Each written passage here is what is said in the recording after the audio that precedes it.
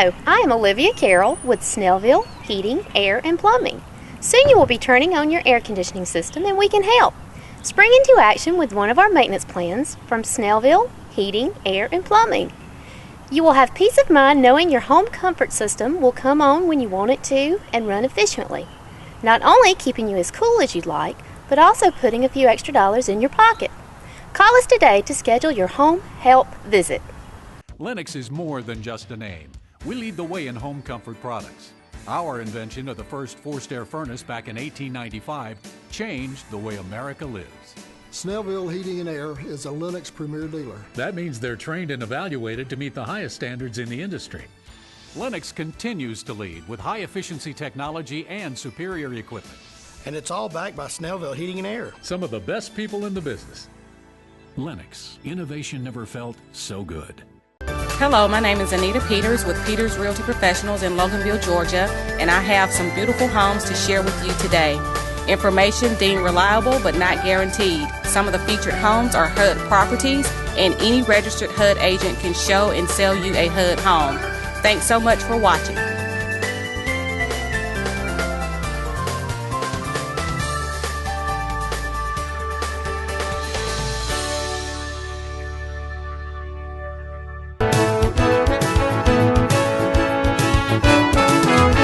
In 1927, the last year the building was used as a high school, they put out the Monroe Doctrine, which was Monroe's second yearbook.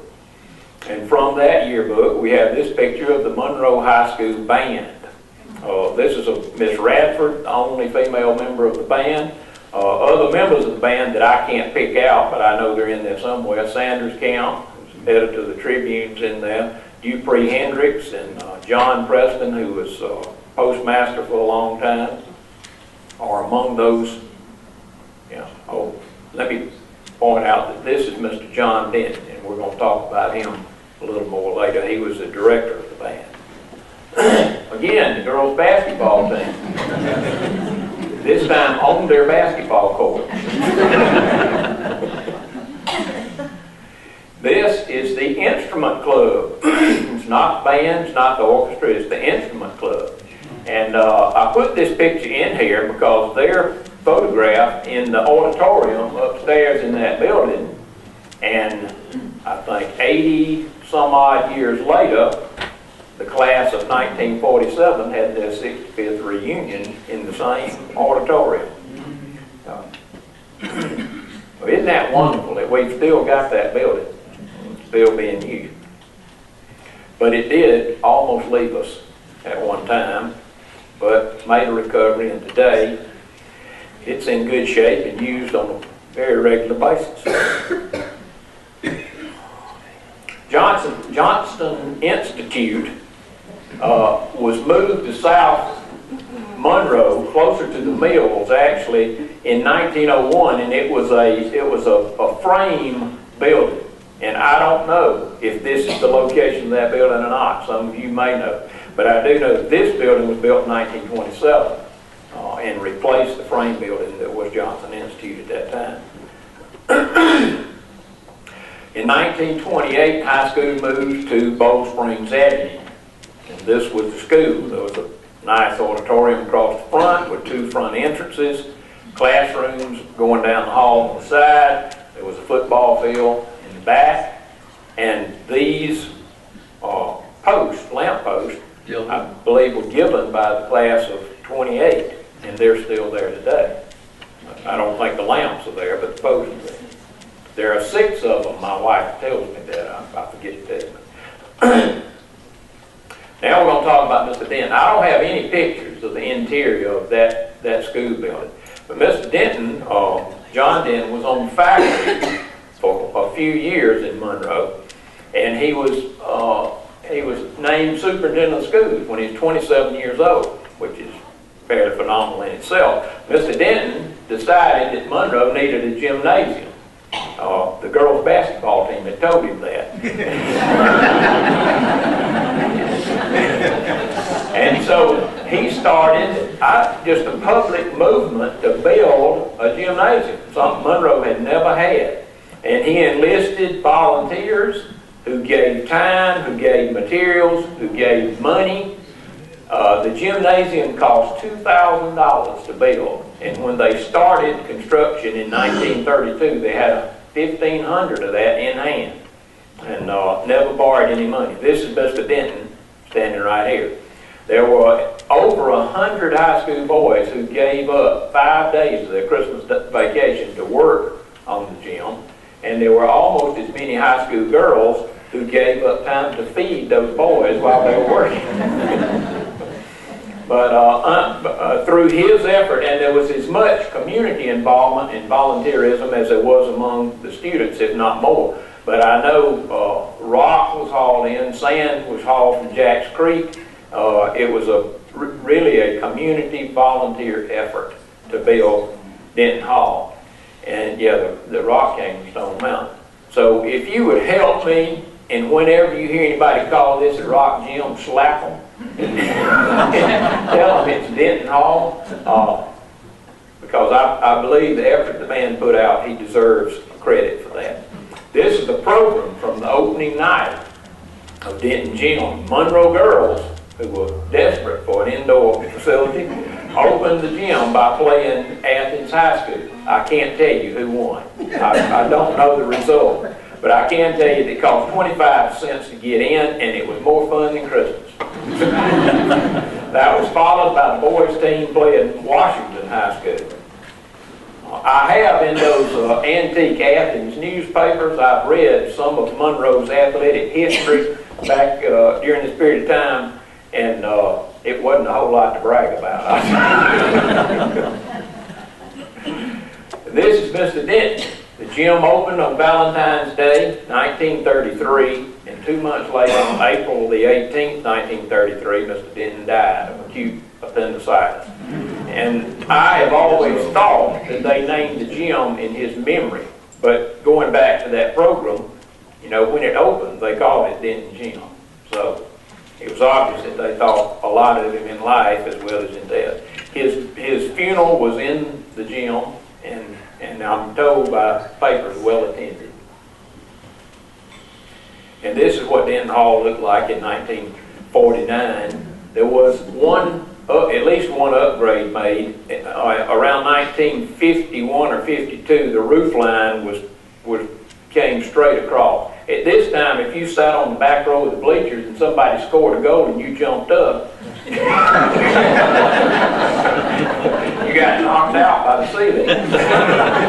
But they did move the roof line up so you could stand up and cheer. Here's a basketball game from the 50s. This gym was used until 1960. So it was put to good use. Here's a class of 41 graduating in there. Here's the Kiwanis Club feeding the faculty. You might recognize his gym kid and his kid who taught first grade. This is Nanette Robinson, who taught most of us American history. This is Miss McGarrity, that owned Ford dealership. And back over here is Miss Pickens, the librarian. And here's the EMC meeting. This was back in the probably late 30s, early 40s. They got the latest in wringer washing machines being demonstrated here. All these ladies look attentive.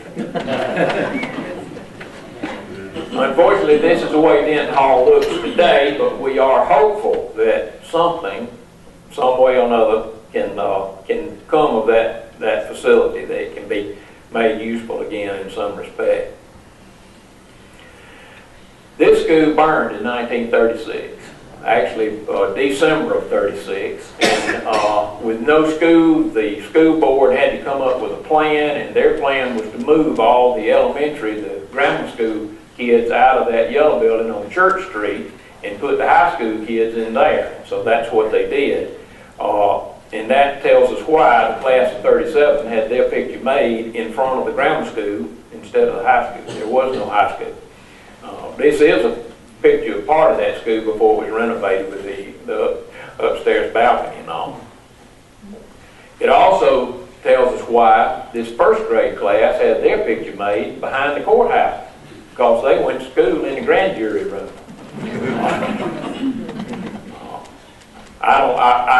do actually have the identities of most all of these kids, but I can't call them off. I know this is Harry Brown because he gave me the picture.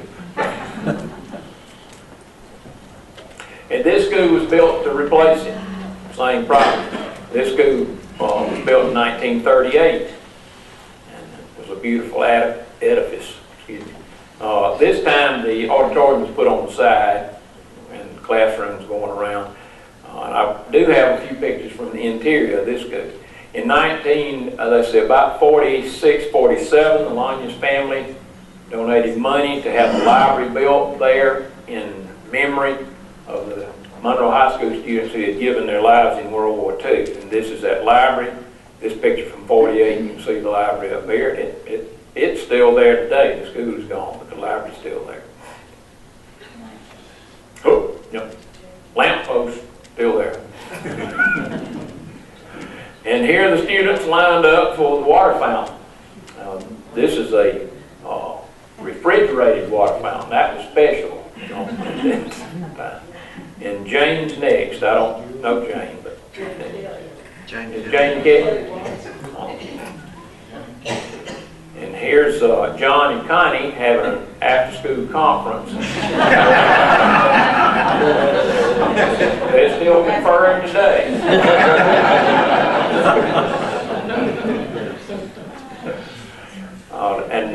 This is obviously some form of bullying. This person right here, they'll be able to play in the NFL today, but wouldn't put up with that. This is the cafeteria, which was in the basement. I was actually in the 6th grade in this room, but it was the cafeteria before that. And this is the ag shop. If you were ever a member of the Monroe Girls Corps, you might recognize this because in a later life it was the Girls Corps building where they practiced. This is the kitchen lab being looked over by Ms. Catherine Phillips. Notice they're not the guys in there. These people had their priorities right. They all get in trouble here. Sewing lab. There's no guys in there either. But unfortunately, this school burned in 1976, but that was 16 years after it had ceased to be the high school. And Charles Briscoe, who's in here somewhere today, made this picture. The morning after it burned, Charles lived just a couple of houses up the street. Stopped by and made this picture on the way to school, I believe. And then after that, they built Monroe Elementary School there. Lamp post is still, this picture is current. I made this just a few months ago. So there were 3 school buildings on that one property. Excuse me. And then in 1960, the high school moved to Bryant Road. And today, the Bryant Road School is Athens Tech.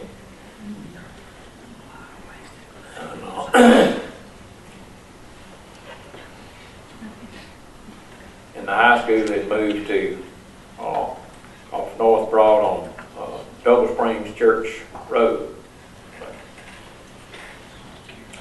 Now we're going to take a look at movies in Monroe. And this is kind of a convoluted history too, but I think we can follow this one pretty good.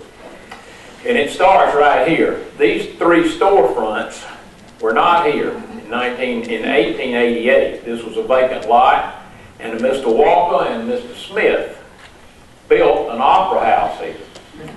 When they say opera house, actually we're talking about a vaudeville theater where traveling shows and acts would come to town and perform. And we don't know the name of that opera house, and we don't know what it looks like, but it may have looked something like this one, which I got off the internet. I do know. It's on the internet, must be true. This is what we do know is that the Opera House in Monroe, the performance part of it was upstairs, and downstairs there were 2 storefronts. So in that respect, it was very similar to this building. But this building appears to be brick. The one that was in Monroe was a frame building. Okay, Mr. Walker and Mr. Smith sold the Opera House. Oh, his picture. This is a Sanborn fire insurance map from 1888, and you can see right here is where the Opera House was located. There was a saloon next door and a small office on the other side. Over here where Charles Sanders had his furniture store, there was a sawmill. But anyway, the Opera House sat here in 1888, and then they sold it to Mr. Mobley, who lived in the house where the Methodist Church is now, Coleman Mobley. He was also the president of the Walton Mill at that time. And so he bought the Opera House and he moved it to Court Street. So it was here. This is where Carmichael's Drug was. They moved there in 1904. The Opera House was here. They moved it over to Court Street, and it was right here. And at this time, there was a bottling company downstairs on one side and a tin shop on the other side. The Opera House was upstairs. And we do have a picture of the Opera House when it was here. And this is an assumption, but I'm thinking that this is when it became known as the Mobley Opera House, because I don't know why Mr. Walker and Mr. Smith would want to call it the Mobley Opera House. So they sold it to Mr. Mobley. He named it the Mobley Opera House and moved it to Court Street right here. This is the only picture that I know of the Mobley Opera House. And boy, you're going to have to look close to see it. The Mobley Opera House is right here. Now, we're going to zoom in on this area of the picture here and give you a look. This is the corner of the Confederate. Oh, wait, let me back up and tell you about that. If you're looking at pictures of Monroe and you want to tell when they were made, there's 2 or 3 things you can look for: electric lights, fire hydrants, and the clock in the courthouse. Electric lights and water, which used fire hydrants, came along in 1906. So if you see lights or water, then you know it was made after 1906. The clock came along in 1910. And the Confederate Memorial was dedicated in 1907. So this picture was made sometime between 1907 and 1910. Know that. And here's Mobley Opera House. Let's go back to that. Confederate Memorial, corner of the courthouse here. This building later would give way to Famers Dry Cleaners, and today it's a law office. There was an alley running right here, and this is the side of the Mobley Opera House right here, with a billboard out front telling you what's going on in the Opera House. Now, you need to understand, this was not built as a movie theater. It was still vaudeville. But in 1911, Mr. Hester and Mr. Lockhart came along and started showing movies 3 days a week on a regular basis.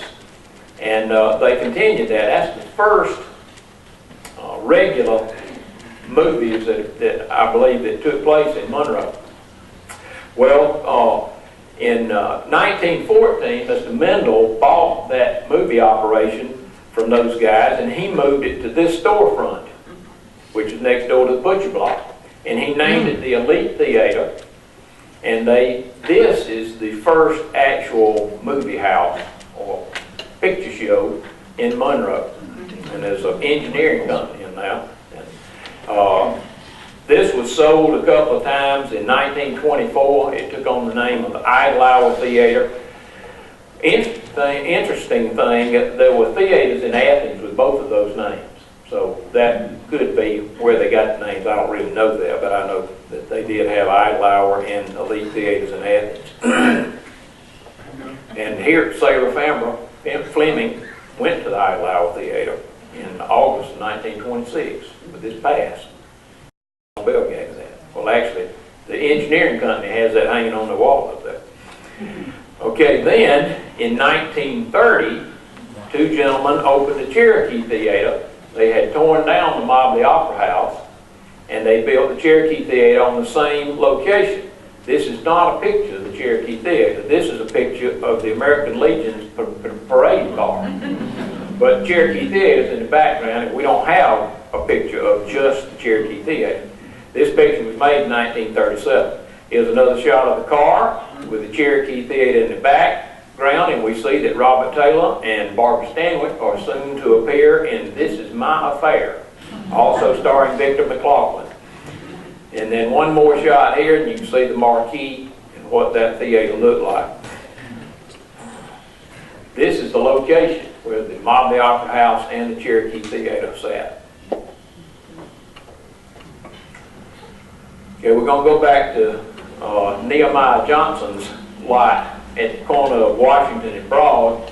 Before, well, after Mr. Johnson, this house was built on that lot, and it was called the Hammond House, and one of the few, if not the only, brick dwelling in downtown Monroe. This is Mr. Carnes' oldest daughter, Thelma, sitting on the front porch of the house. I don't know who the lady is she's sitting with. It's Van Horn Drugstore next door, and you can see cars parked out here on Broad Street.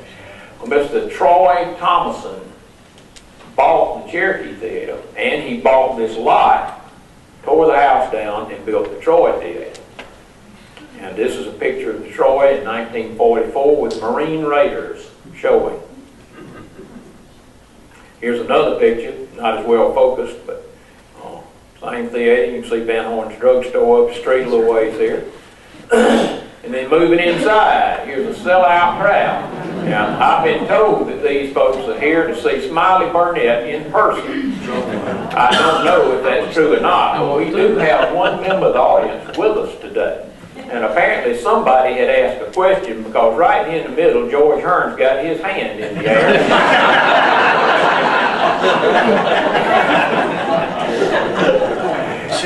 He must know the answer.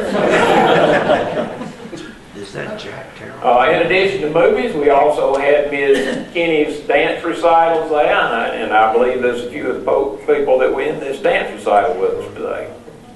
Yeah, my wife Susan. If you'd like for her to, she can do it.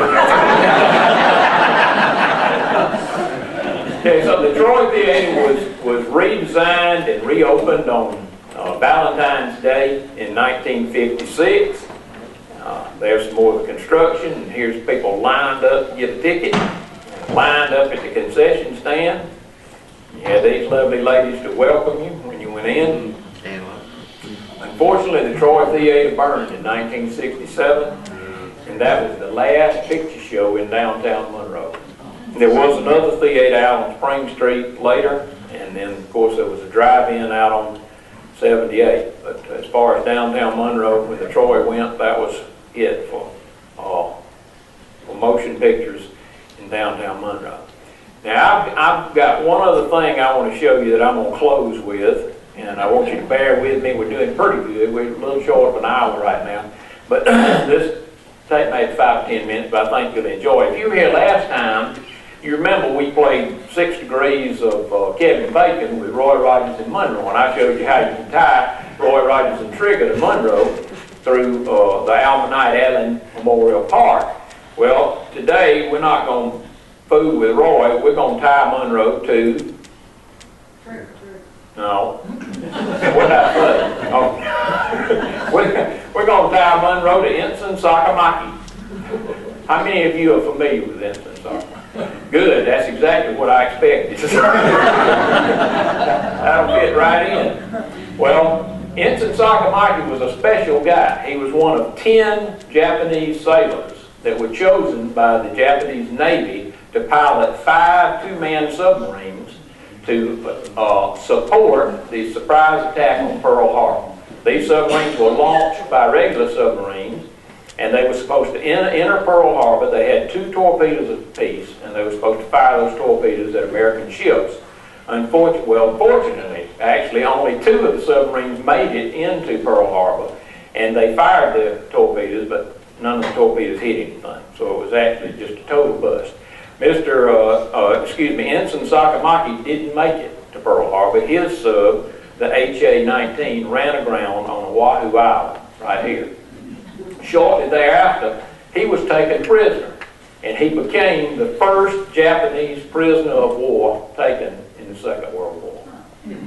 Now, his sub was salvaged and is on display today at the National Museum of the Pacific War in Fredericksburg, Texas. Now, why did they put the Pacific War Museum in Fredericksburg, Texas? Does anybody know? I didn't think so. Admiral Nimitz and raised in Fredericksburg, Texas. So they put the museum there, and this submarine was on display there, or it's still on display today. But before it got there, say on 16 March 1943, where was that submarine? It was right there on Spring Street.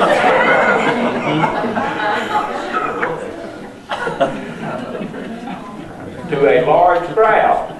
There's Booth Williams' house that's Sherwood Williams parking lot today. Actually, Booth Williams is holding this camera. He's making the movie. So. There's the old telephone company building in the background. This is Harry Brown's father's service station.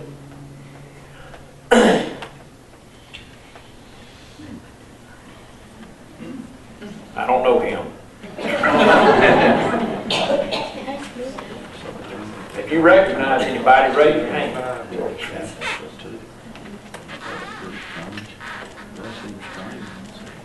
And this was in the Walton News in 1943 describing the submarine's visit to Monroe. It says a huge Japanese submarine on a big U.S. truck. But you might know the Japanese were tech fans.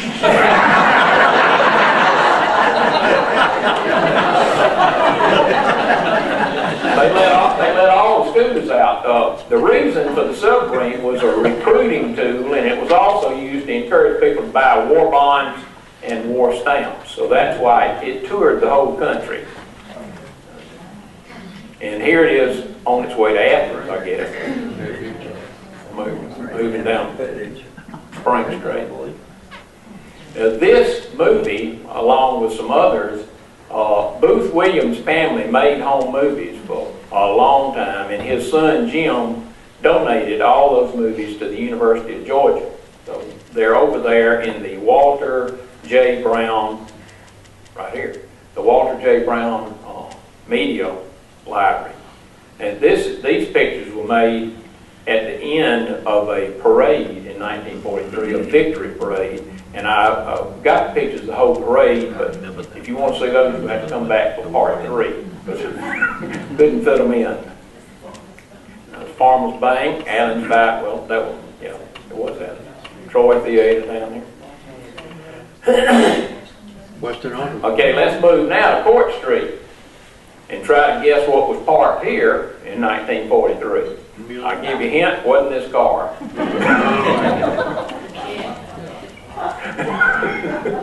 It was a German airplane. And without all the federal regulations at this time, every kid in Monroe climbed all over that plane. You know, nowadays they'd be afraid of a lawsuit. They wouldn't let you within 20 feet of it. But big crowd turned out for the showing of the German airplane. And they had folks, recruiters there working, trying to get folks to join the Army. If you look down Court Street nowadays, Peters and Foster's would be at the end, but in 1943, Joe Felker's house was at the end of Court Street, and this gentleman, who may or may not be a politician, I'm not sure, but is making a speech, and you'll see Francis Flores coming up on the side here. And this is a recruiting trailer. And, well, they tried to get you to join the Army, or did get you to join the Army. And apparently by this time they were desperate, because here's Miss Kidd, her first grade student.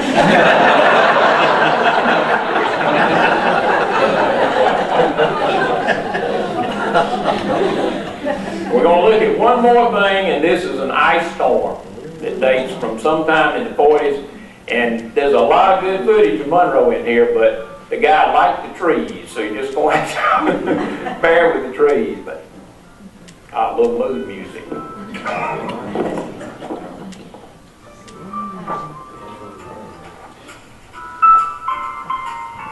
I've got some clips from nowadays in here so you can kind of keep your bearings of where everything is.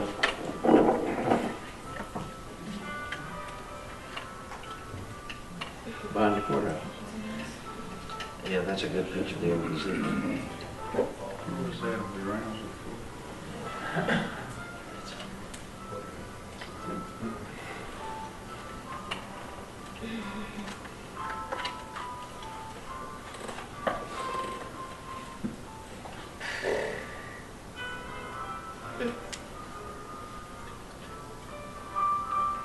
This Methodist church that's gone now, and we're going to pan up North Broad Street. There's a White Star station.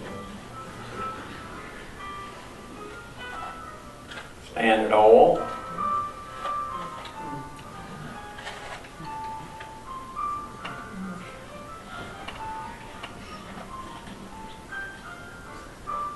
That's the Dean House.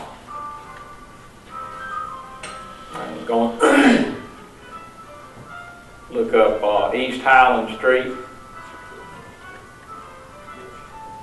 If you ever went to Dr. Stewart's office right there.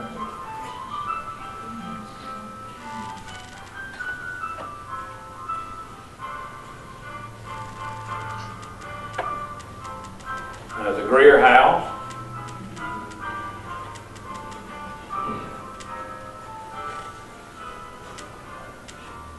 Here's the Napier House where the Episcopal Church is now. And the Dean House.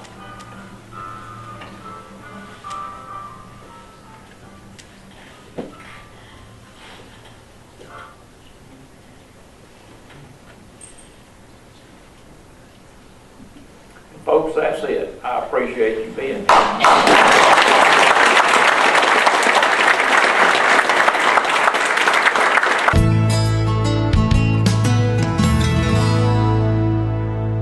Hi, and welcome to this week's edition of The Health Story. My name is Dee Dee Harris. I'm the Executive Director of Walton Wellness, a nonprofit located here in Walton County dedicated to the prevention of lifestyle-related chronic illness. Each time I come to you, I like to bring you some type of tidbit of information that I hope is helpful to you and your family or someone you love. Or I like to tell you about some kind of new resource or something good that's going on in the community that would affect your health. And today I want to talk a little bit about a measurement that you have heard a lot about, because all of us have. If you haven't heard it from your doctor, you've heard it on the news, you've read about it in the paper. It's called BMI, which actually stands for Body Mass Index. That is typically what we use today in looking at who falls into a normal weight category, an overweight category, and an obese category. Now, you've heard lots about obese, the word obese, and exactly what that means over probably the last 10 years, really. We talk about having an obesity epidemic in our country. We talk about childhood obesity, and a lot of times people don't really know what that means.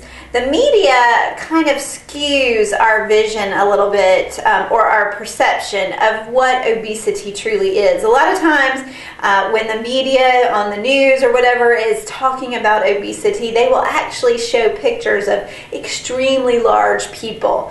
And so we get in our heads that obese or having obesity is where you are just huge, maybe 600 pounds or more.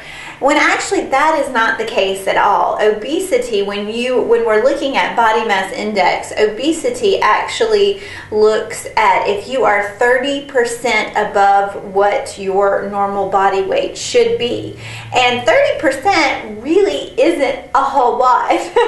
There is actually a lot more people who probably fall into the obese category than what we actually realize, because we typically look at people thinking that you have to be just gigantic to be considered obese. What we typically call that is morbidly obese people who are extremely overweight. They may fall into that morbidly obese category. But what's important here is knowing that you can't look at somebody, you can't look at yourself and know exactly where you fall. And I want to talk about another component of BMI, and one of the ones that I don't like so much about using BMI as a standard measurement. BMI does not take into account your body composition, which now there's some new research that just came out this week where they're talking about how important body composition is in not just looking at your BMI. Typically when your doctor looks at your BMI, he's going to look at your height and your weight. And then it's going to fall within a certain scale looking at how much you weigh and how tall you are. And that's going to put you into either an underweight, normal weight, overweight, or obese category. But what it doesn't take into account is muscle mass, or what we like to call a lot of times lean body mass. And this new research that has come out has actually shown that lean body mass is more important than even so much how much you weigh. We know that muscle weighs more than fat, and a lot of times when you first start working out at the gym, sometimes it can be really frustrating because when you get on the scale, you actually see that you've gained weight. However, you may feel your clothes fitting looser, because what can often happen is you lose inches, but you might gain weight, or maybe you don't lose weight at all, but you lose inches. And the reason for that is because muscle mass or lean body mass weighs more than fat, and what we want is to have more lean body mass. So what they are starting to look at is body composition in the future may be the more important measurement to look at than just looking at what your BMI says. And a lot of times too, what happens is if we go to the doctor or we find out what our BMI is and we find out we're in the overweight category or we're in the obese category, and our doctor says, you know, you really need to get down, I want to see you in the normal range category. Well, we focus on the scale and we focus on losing weight, which isn't always making us healthier. We can lose the weight on the scale, but we may not be increasing our lean body mass, which actually in this research that they have found is linking people to having longer lives and being healthier in older age. So the more lean body mass you have as you age, it's even more important in your older years to have more muscle mass on you. Not only does it just help your body functioning, it also helps your bones as well. Having lean body mass can really help your bone composition and density. Now, a lot of times these numbers all can be very confusing. You go to the doctor and he starts throwing out these numbers, and you read one thing and it tells you this, and you read another thing and it tells you that, and a lot of times we just end up saying, I don't know what to do. I just won't do anything because I'm so confused as to which direction to go. I think it's very important, as I always try to stress on this program, that you do your own research and you think about your personal body, your personal lifestyle, what fits best with you. You need to talk to your doctor, but you also need to look at yourself and do your own research as well. I do encourage you, though, to look up some of these studies and to think about lean body mass. Another good thing about lean body mass is as you increase your lean body mass and get more muscle, that actually burns more calories even when you're not exercising. So you can actually eat a little bit more when you have more lean body mass, because that just naturally burns more calories even when you're sitting still. So if nothing else, that is a good reason to try to increase your lean body mass. I hope this was helpful for you or for someone that you love. Like I said, I encourage you to do your own research and look up what you find. I think it's important to know what these numbers are. And if your doctor does talk to you about something that you don't understand, ask questions. Make sure he doesn't leave the room until you really feel comfortable with what he's told you. As always, if you would like to find out more information about us, you can find us on the web. We have lots of great tools and information for you on our website at waltonwellness.org, and also all of our contact information is there as well. Thank you for watching.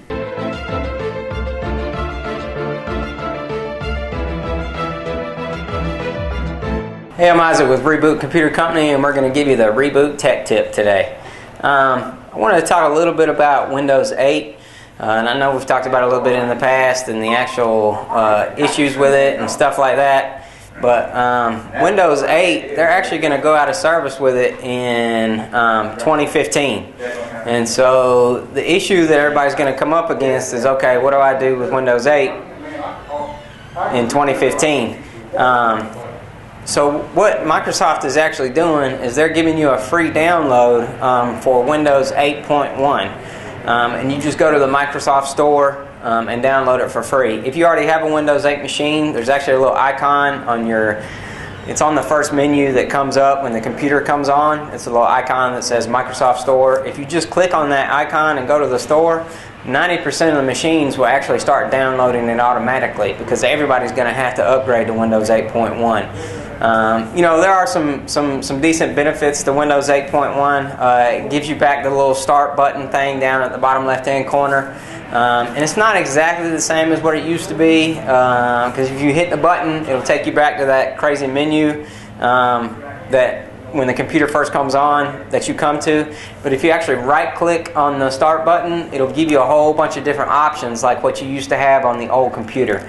And it has most of the stuff that the old computers used to have, but not exactly the same, but it's definitely beneficial. Windows 8.1 has also fixed a lot of bugs. I mean, a lot of bugs.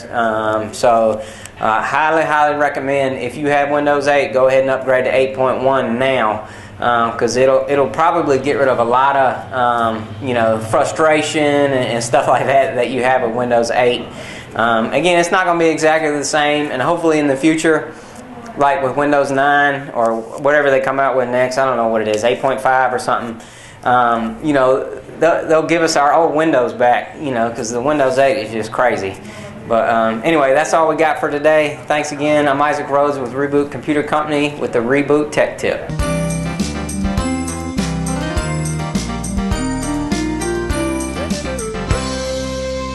Hello, I'm Kenny Sargent with Keep Walton Beautiful in the Walton County Recycling Center, and I want to thank you all for tuning in today. And I wanted to talk to you a little bit about what we have going on here now and coming up over the next couple months. The first thing I wanted to talk about is we have began planning the annual Document Destruction Day. We're planning on doing that May 31st at the Carmichael Drug Shopping Center, the way we've done it the last couple years. Everything should stay the same. We're going to do 2 banker boxes that you can bring in, and each box over the 2 boxes is $5 each, and that is available to all Walton County residents. So we're excited about that. And one of the other things we're going to try to do that day is one of our volunteers with Keep Walton Beautiful has started a program, Soles for Shoes. He's actually one of our youngest volunteers that we've had down here, at least since I've been here, and we're excited about what he's doing.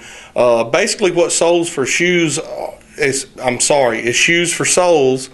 The program is we'll set out boxes. There's boxes in some of the local schools. We have one here at the recycling center, and any old shoes you have or shoes you may have replaced or that are still in pretty good condition and can be worn by somebody, but you don't wear them anymore, we're going to take those, and those are being sent overseas to kids and people who do need those shoes. And that's pretty much any kind of tennis shoe, loafer, or anything like that is in usable condition. They are going overseas to people that need them. So we are excited about that, and we wanted to encourage anybody that was participating in the Document Destruction Day to keep that in mind and bring your shoes out. We will have a box there for the shoe program as well. And we're trying to kick that off. We're excited about it, so we really would appreciate everybody kind of pitching in to make that happen. Here at the recycling center, things have been really busy. The spring cleaning has started, and it's been noticed. We had over 1,200 cars across the scale last month, and it looks to be about the same going into April. So come on down. Be happy to show you around, show you what we do, show you what can and can't be recycled, and exactly how we do things down here. We're excited about the things we have coming up, and we're excited about seeing you. So come see us. Thank you. This is Paul Mullins with Walton Entertainment, and recently I was out and about and ran across Brianna Falk.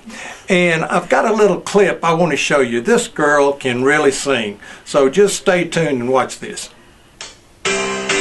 She turns around and she meets his gaze. The lights are dim, there's a smoky haze.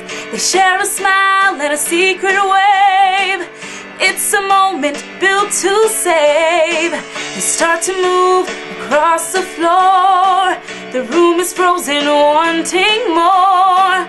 The happy couple on display, with nothing standing in their way. And it's so romantic, I could cry, but yet I know it won't be long before you say we're good to go. Someday when it's me, I'll know our love was meant to be.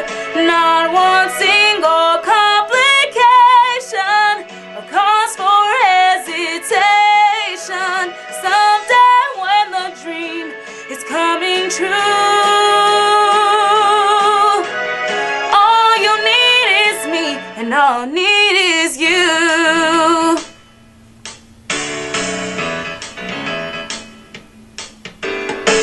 Stop and pose for a photograph. He jokes around just to make her laugh. The room is full, but they're all alone. They have a language of their own. And I'm so jealous I could cry, but yet I know it won't be long before you say we're good to go. Someday when it's me, I'll know our love was meant to be. Not one single complication or cause for hesitation. Someday when the dream is coming true, all you need is me and all I need is you.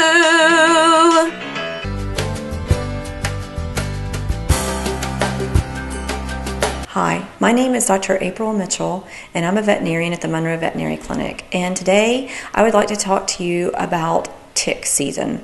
We are going into that part of the year where the ticks are reproducing and invading our dogs' hair coats and our cats.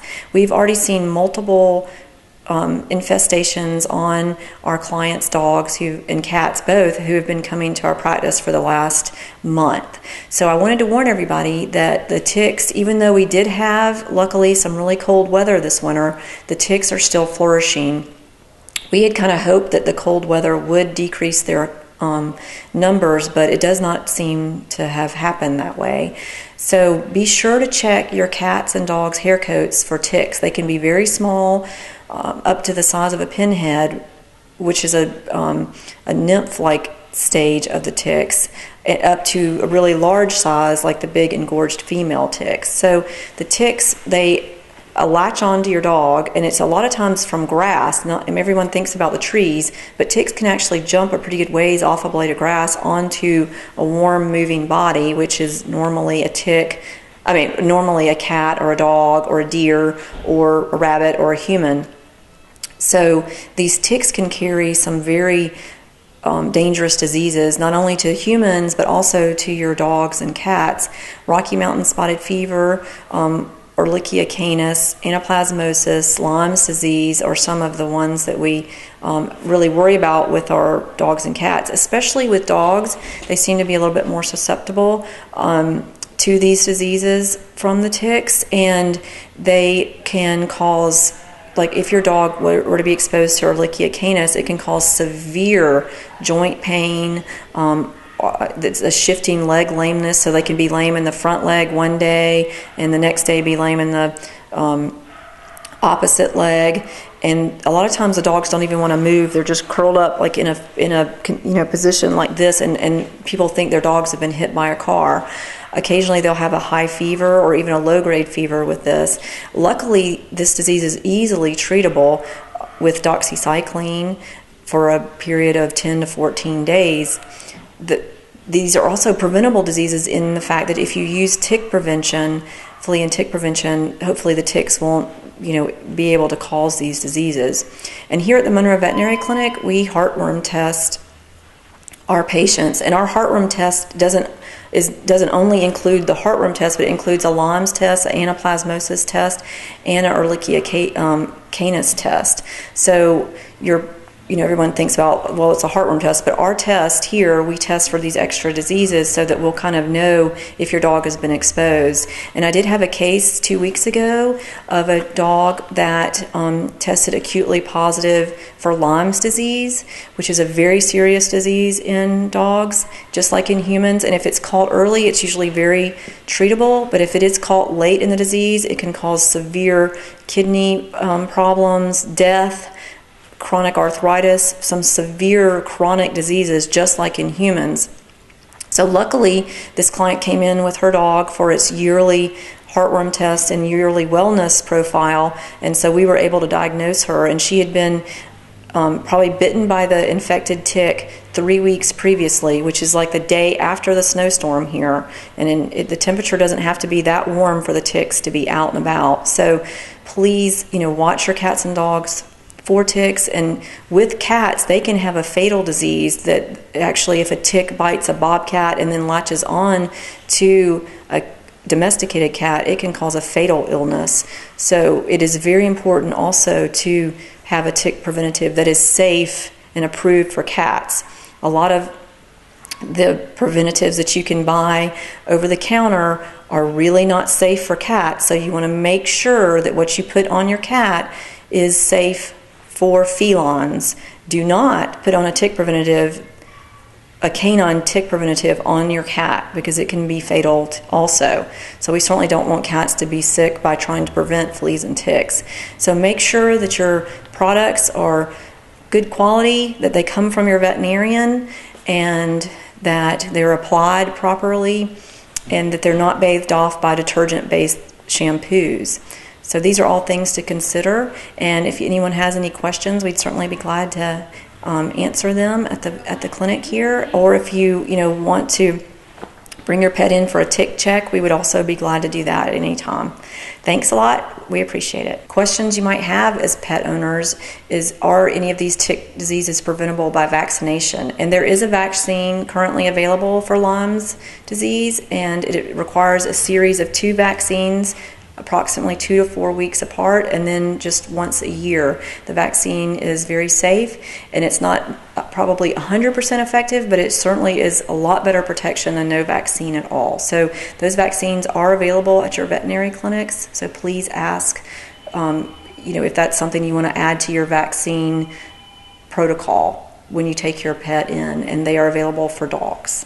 Thank you.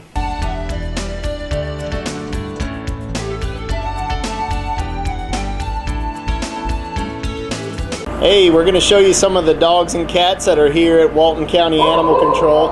It's that time of year already. We're starting to get a lot of these cute little puppies in. Springtime, we love the warmer weather, but so many kittens and so many puppies are getting turned into the shelter. We really need to find homes for them. Or maybe if your dog that you have isn't spayed or neutered yet, you really need to get that done, because it can mean the matter of life and death for dogs that come into the shelter. So make sure you be a responsible pet owner, have your pet spayed or neutered. There's also some upcoming low-cost vaccination clinics coming up. This is going to be at Tractor Supply in Monroe. There's going to be one on Saturday, April 5th and Saturday, April 19th. Those clinics are from 12 to 2 o'clock. You can get discounted rabies shots and a whole host of other veterinary treatments and vaccines that'll help keep your pet healthier.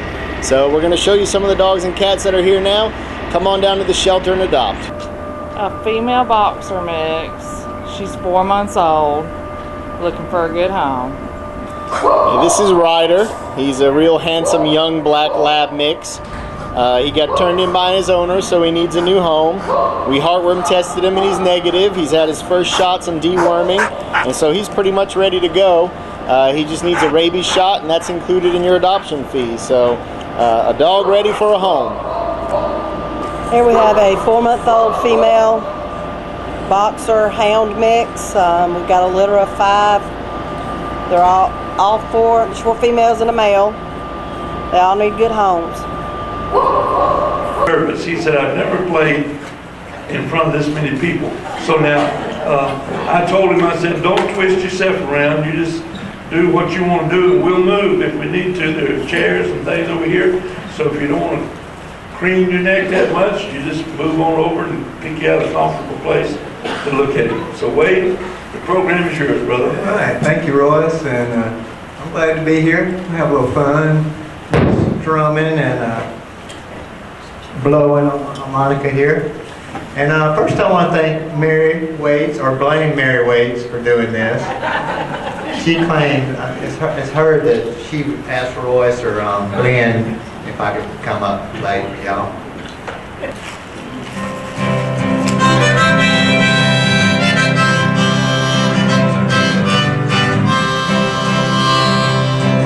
Well, I come from Alabama with a banjo on my knee.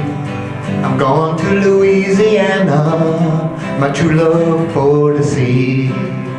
It rained all night the day I left, the weather, it was dry. The sun so hard I froze to death, Susanna, don't you cry. I said, oh, Susanna, oh, don't you cry for me, because I come from Alabama with a banjo on my knee.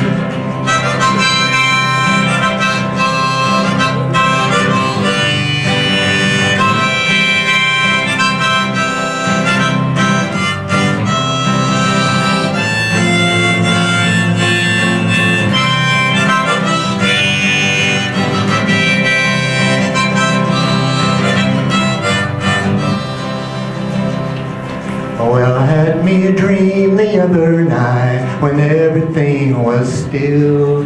I thought I saw Susanna, she was a-coming around the hill. The buckwheat cake was in her mouth, a tear was in her eye. Said, I come all the way from Dixieland, Susanna, don't you cry. Oh, Susanna, oh, don't you cry for me, 'cause I come from Alabama with a banjo on my knee.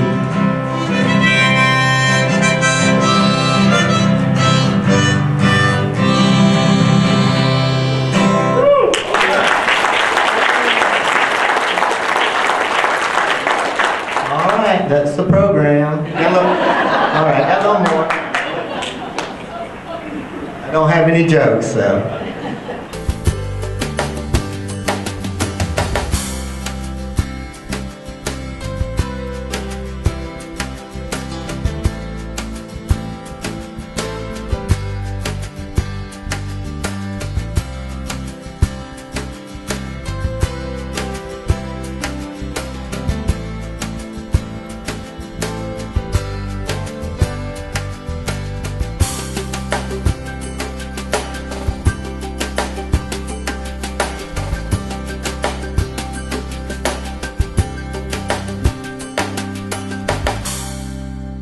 Hello, my name is Anita Peters with Peters Realty Professionals in Loganville, Georgia, and I have some beautiful homes to share with you today. Information deemed reliable but not guaranteed. Some of the featured homes are HUD properties, and any registered HUD agent can show and sell you a HUD home. Thanks so much for watching.